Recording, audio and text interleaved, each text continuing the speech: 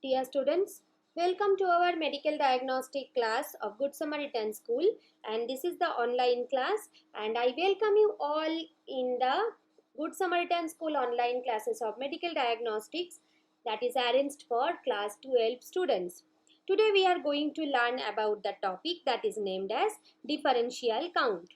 So what is the meaning of differential count? Actually, the differential count means the you have to count the different kind of WBCs. Okay, these three types are the specially the granulocytic WBCs, and these two types are the agranulocytic WBCs.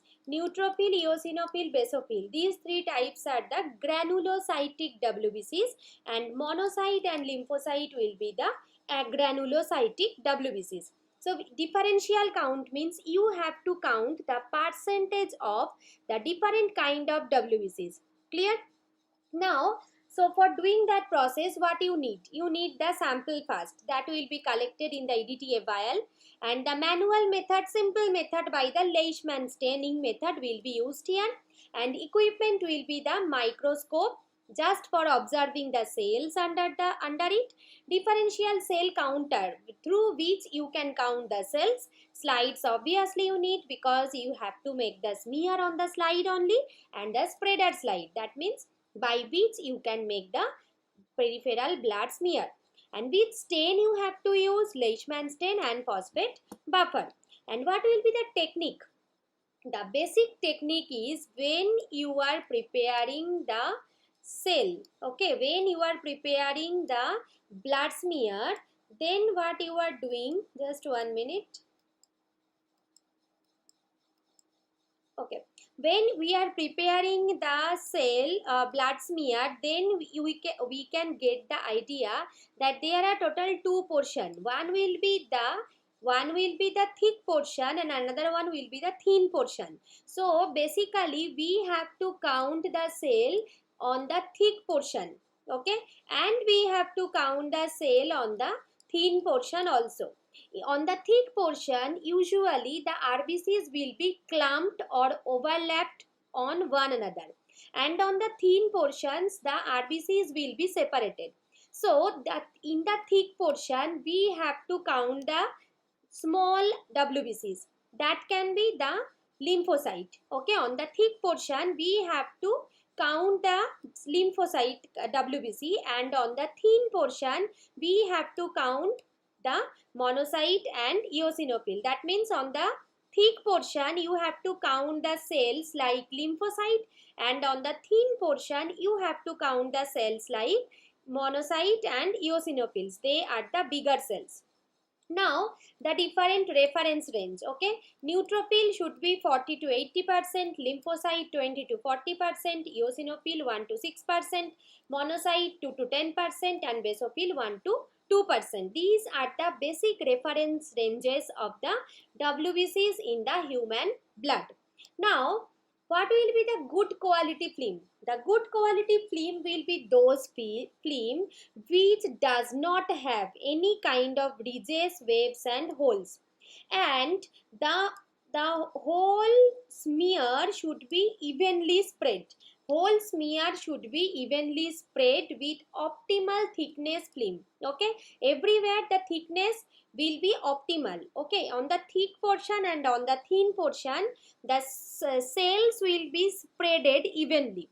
And the most important thing, when the sample will be taken, two films will be prepared and it will be counted by two independent observer, because if one person will do any kind of mistake, then we can refer the counting of the other person also, and we can tally the numbering with the in both of the persons. Okay, now we need some correction, okay, in the counting of nucleated RBC, because the nucleated RBC will also similar like the WBCs. So which kind of correction you can do?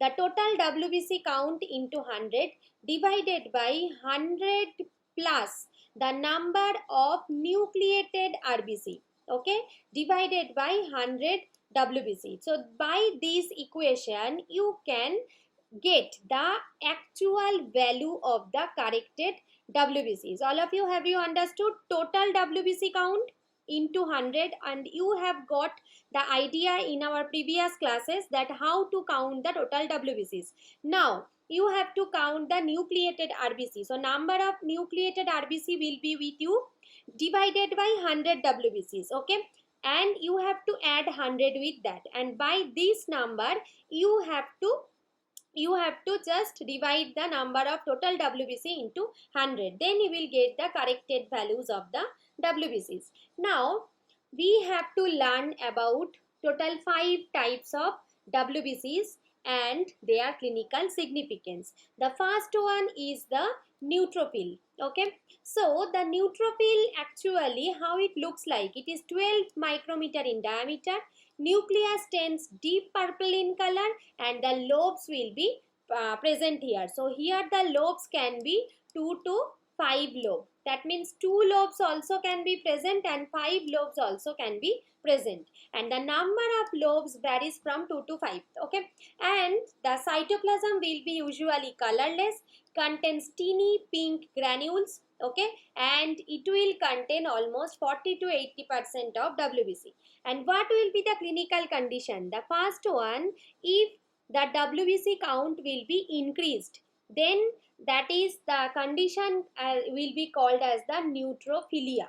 And it is usually in which cases it can be seen: acute infection, acute blood loss, corticosteroid therapy, that means if the patient is taking any kind of corticosteroid drug, chronic myeloid leukemia, it is one kind of blood cancer, pregnancy and heavy exercise. Okay, in these condition usually the neutrophil count can increase and the condition will be termed as the neutrophilia. And when the neutrophil count will be decreased, okay, then the condition will be called as the neutropenia. Neutrophilia means increase in number, neutropenia means decrease in number. And where it can be seen, usually the viral infection in the like dengue, measles, suppression of bone marrow by irradiation and by drug, aplastic anemia and megaloblastic anemia. So in these cases the neutropenia or the decreased in neutrophil number can be occurred. Now the next one is eosinophil. Eosinophil is usually 13 micrometer in diameter, and it will have a large round or oval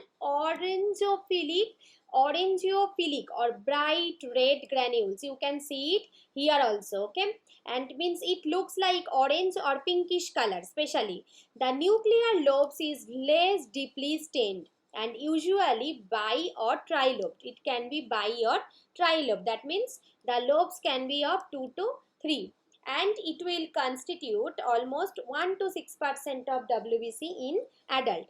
And what will be the clinical significance? So automatically, if the number will be increased in eosinophil count, the condition will be called as the eosinophilia. Okay, and in which condition it can be seen?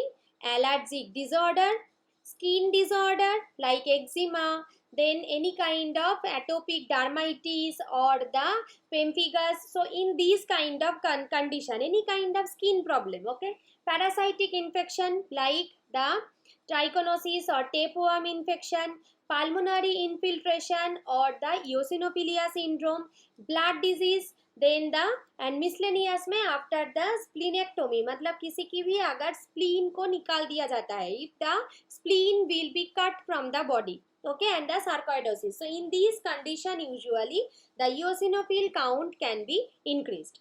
Now the next one is the basophil. So basophil means the nucleus is less segmented and indented or partially lobulated. So it will constitute 0 to 1% of WBCs in the adult and increase in number.